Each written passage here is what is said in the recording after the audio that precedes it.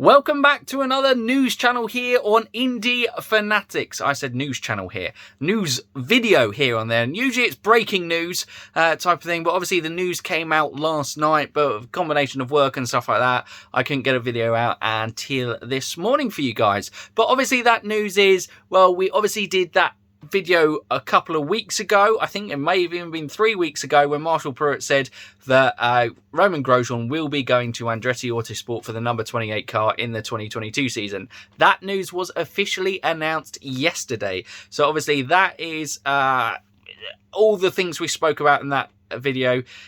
And obviously his performance at Laguna Seca, another podium for him, only kind of reaffirms the fact that it is going to be incredibly exciting to see Romain Grosjean in, and it's not offence to Dale Coyne, but in a larger team that can be competitive, competing for race wins and pole positions on a more regular basis. It's going to be exciting to see Romain Grosjean in that team environment, and alongside Colton Herta for sure, and pretty sure it will be Alexander Rossi as well, plus someone in that 29 car, whether it's James Hinchcliffe retained, Devlin Di Francesco.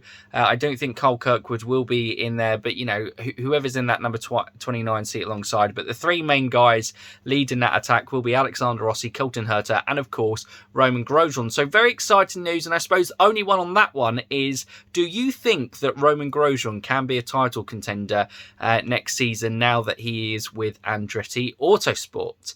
But the other news, which obviously when we did that Grosjean video was at the same time, was Callum Illot. Well, I think Oliver Askew video we did was confirmed for the last three races for Rahal Letman Lanigan Racing. Well, Callum Illot is in the process. He has driven 2 races for Juncos Hollinger Racing, and his third one will be at Long Beach this weekend. But he was confirmed that he will be running the full 2022 season with obviously the returning outfit to IndyCar, and that's fantastic. Callum was really impressed in his time with Juncos over this short 3-race period.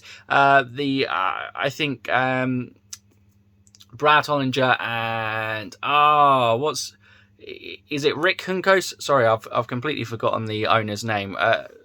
Completely apologise there, but basically all they were saying is they were so super impressed by Callum Illot's feedback and what the kind of thing he could do, his fitness as a driver, how he got out of the car at Laguna Seca on a mainly green race. He's incredibly athletic. He's keeping himself in great shape. He's ready to compete in IndyCar, and just a combination of just the talent that he is from his F2 days. Obviously, Callum Illot has never won a junior series before in his junior career, but what you can say, like many of the guys who went across to Europe, like Colton Herta, Joseph Newgarden, Alex Palou, they may not have won championships, but funding is such a big issue there. And obviously Callum was lucky enough and is still part of the Ferrari Driver Academy. This is just them releasing him to be able to run a season in IndyCar.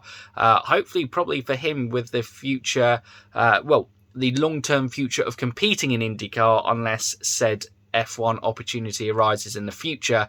But I think that door is pretty much shut for Callum Illot now. But yes, Callum is one of those drivers who I think he has lots of raw pace. So qualifying, you're going to really see Callum Illot shine. And his racecraft is good and always developing, but I think he will be a late developer. And IndyCar is very good at picking up drivers who maybe not fast out the blocks, because Callum was very competitive through his junior career, but maybe hadn't quite got the complete driver profile together when they were younger. IndyCar allows them to develop in the series and then kick on and be a kind of, a dominant force within the series if they are possible, like a Joseph Newgarden, like a Colton Herta this year in qualifying, and everyone expects him to be a full title challenger next year. He certainly has the ability to do so. So yeah, I think Callum Illot definitely adds and improves quality to the grid.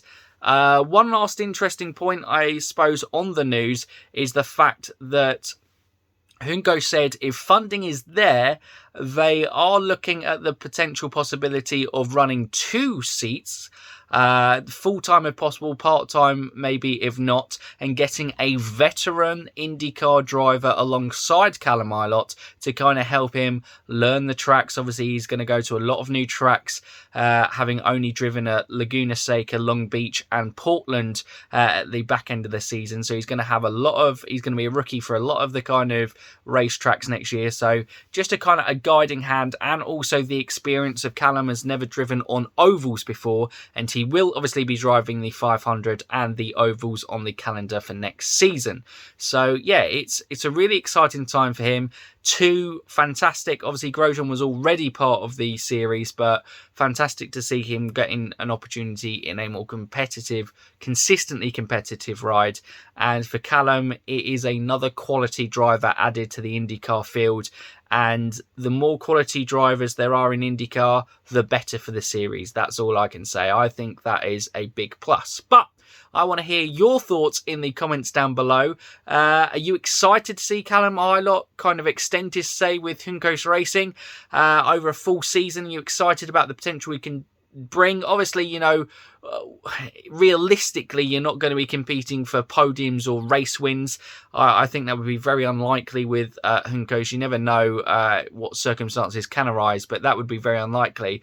But it's going to be interesting to see how he develops as a driver, and he may end up like a Grosjean or an Alex Palou, who have started off at a smaller team in Dale Coyne within the series, and then one of the bigger teams might pick him up if his ability does the talking on track.